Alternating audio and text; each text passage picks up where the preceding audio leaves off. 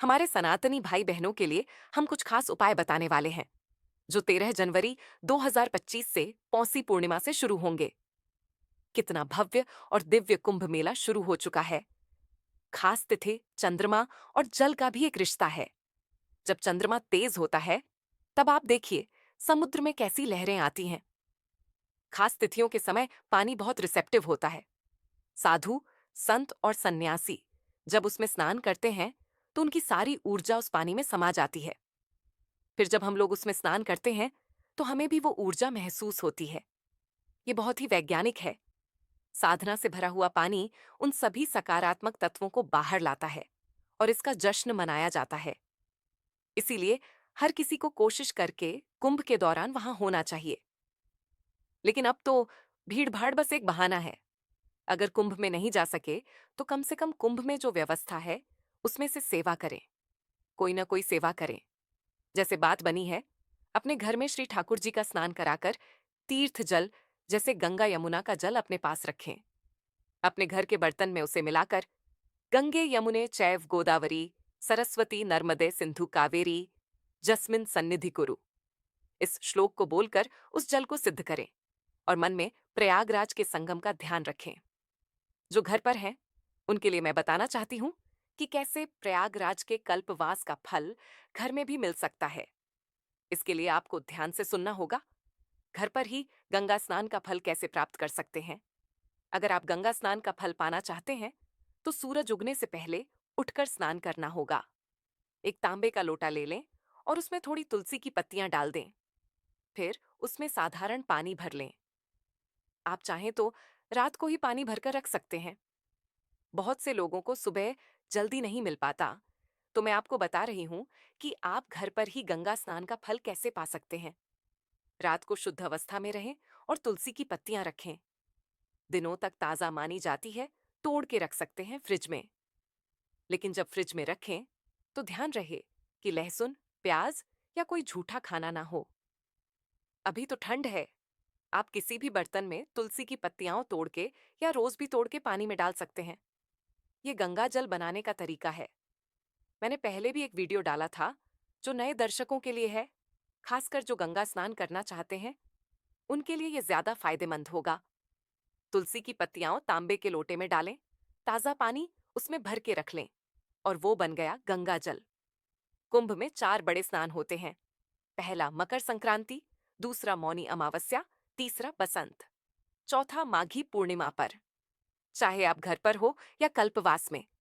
माघी पूर्णिमा के दिन जो लोग कल्पवास कर रहे हैं उनका 12 साल का कल्पवास पूरा हो जाता है, तो वहां सज्जिया दान वगैरह करते हैं, जैसे गाय का दान करना, ब्राह्मणों को खाना खिलाना और दोस्तों को भी खाना देने का इंतजाम करना। श्री सत्यनारायण जी की कथा भी सुनाई जाती है। यह सब आप घर पर भी कर सकते हैं या गंगा के किनारे भी कर सकते हैं। प्रयागराज में ये 4 बड़े स्नान होते हैं जिनमें मकर संक्रांति, मौनी अमावस्या और कुछ और शामिल हैं। मौनी अमावस्या के दिन जो स्नान होता है वो मौन रहकर किया जाता है। अगर संभव हो तो मौन व्रत रखना बहुत मुश्किल है। ये निर्जला व्रत से भी ज्यादा कठिन है। अगर उस दिन मौन व्रत रखकर दान पुण्य और पूजा पाठ किया जाए तो बहुत अच्छा है। अगर ये नहीं कर सकते तो कम से कम बसंत पंचमी का स्नान जरूर करें। मां सरस्वती की पूजा गंगा किनारे या घर में भी कर सकते हैं और पीली चीजें चढ़ाएं। जब आप मंदिर जाते हैं तो आपने देखा होगा कि पंडित जी 3 बार जल पीने के लिए देते हैं। तांबे के लोटे में तुलसी के पत्ते डालकर वही जल भगवान को स्नान कराने के लिए इस्तेमाल करते हैं। तो वो साधारण सा जल कैसे भगवान के चरणों का अमृत बन जाता है। जब हम वो जल लेते हैं तो वो चरणामृत बन जाता है। इसी तरह से हमें वो जल तुलसी डालकर तांबे के लोटे में दिया जाता है और चम्मच से 3 बार पिलाया जाता है। हम उसे गंगा जल समझकर ग्रहण करते हैं जो कि सभी पापों और दोषों से मुक्ति दिलाता है, जैसे हम पंचगव्य पीते हैं। तुलसी के पत्ते डालकर पानी में रखो और सुबह सूर्योदय से पहले जब तुम उठो तो एक साफ बाल्टी में उस तुलसी के पानी को निकालो। उस पानी को गमले में डाल दो, नाली में नहीं फेंकना चाहिए। पहले बाल्टी में रख लो। जैसे मैं बताती हूं, अगर तुम गंगा जल को साधारण पानी में मिलाना चाहते हो तो पहले बाल्टी में 2 बूंद गंगा जल डालो और फिर उसके ऊपर साधारण पानी डाल दो। बस, अब वो गंगा जल बन गया। पहले बाल्टी में डालो और फिर नल का ताजा पानी डालो। अगर नल का ताजा पानी नहीं है तो बासी पानी बहुत ठंडा रहेगा और आप उसे गर्म भी नहीं कर सकते। माघ महीने में गर्म पानी से स्नान नहीं करना चाहिए।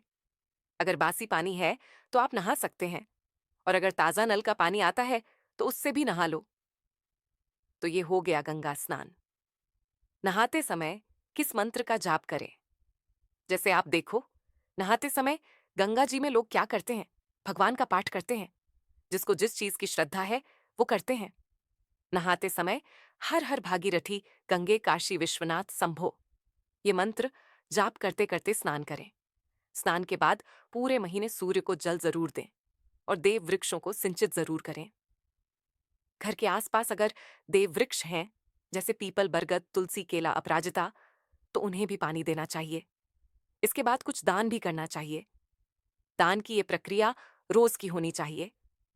अगर कोई याचक आपके पास आता है तो उसे कुछ खाने के लिए देना चाहिए, जैसे ठंडी या कुछ पुराने कपड़े। गरीबों को देना चाहिए। पक्षियों को, जैसे गाय और गौरैया, भी कुछ देना चाहिए। इन सबको संतुष्ट करने से आपको कुंभ स्नान का फल मिलेगा। बता रहे हैं कि पूर्णिमा पर घर पर भी सतना जी का व्रत, पूजा और कथा का आयोजन किया जा सकता है, या फिर गंगा किनारे भी किया जा सकता है। ये 4 प्रमुख स्नान होते हैं। जैसे ही मौनी अमावस्या का पर्व खत्म होता है, अगले दिन से देवी नवरात्रि शुरू होती है, जिसे गुप्त नवरात्रि कहते हैं। इस महापर्व में, यानी इस माघ महीने में, जब गुप्त नवरात्रि होती है, तब भगवान श्री हरि विष्णु जी का पूजन पूरे महीने चलता है और देवी देवताओं का भी गंगा मैया का पूजन किया जाता है। श्री भगीरथ जी का नाम लिया जाता है जब नवरात्रि पर्व गुप्त नवरात्रि लगती है। महाविद्याओं की साधना भी होती है और प्रयागराज में यह किया जाता है, और कई पंडित जी लोग वहां रहते हैं। उनका तप या साधना 40 से 43 दिन तक चलता है। ये कोई साधारण क्रिया नहीं है, बल्कि तंत्र क्रिया होती है जो 1 महीने से ज्यादा होती है। माघ महीने में ये लोग पौष पूर्णिमा से लेकर माघ महीने तक वहां रहते हैं। माघ खत्म होने के बाद ही उनकी 43 दिन की साधना पूरी होती है, तब जाकर वे वहां से बाहर निकलते हैं। मैं आपको बता रही हूं कि यह 10 महाविद्याओं की भी साधना है।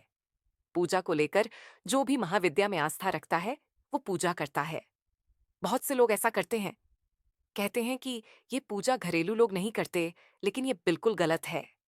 10 महाविद्याओं में से कोई भी विद्या आप जगा सकते हैं और पूजा कर सकते हैं। और अगर मौका मिले तो गंगा जरूर जाएं।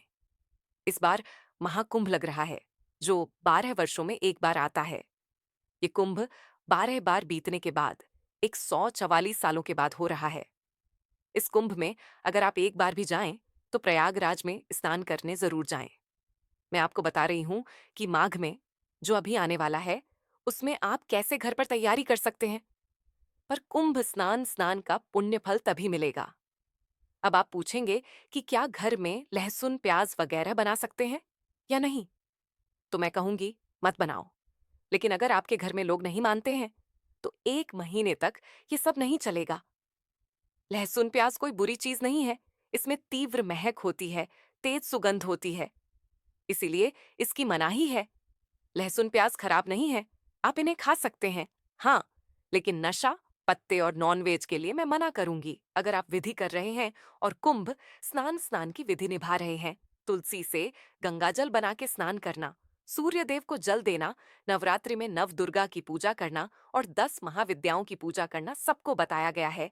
इसमें आप नॉनवेज और नशा वगैरह छोड़कर बाकी सब कुछ कर सकते हैं। ब्रह्मचर्य रखने की कोई जरूरत नहीं है।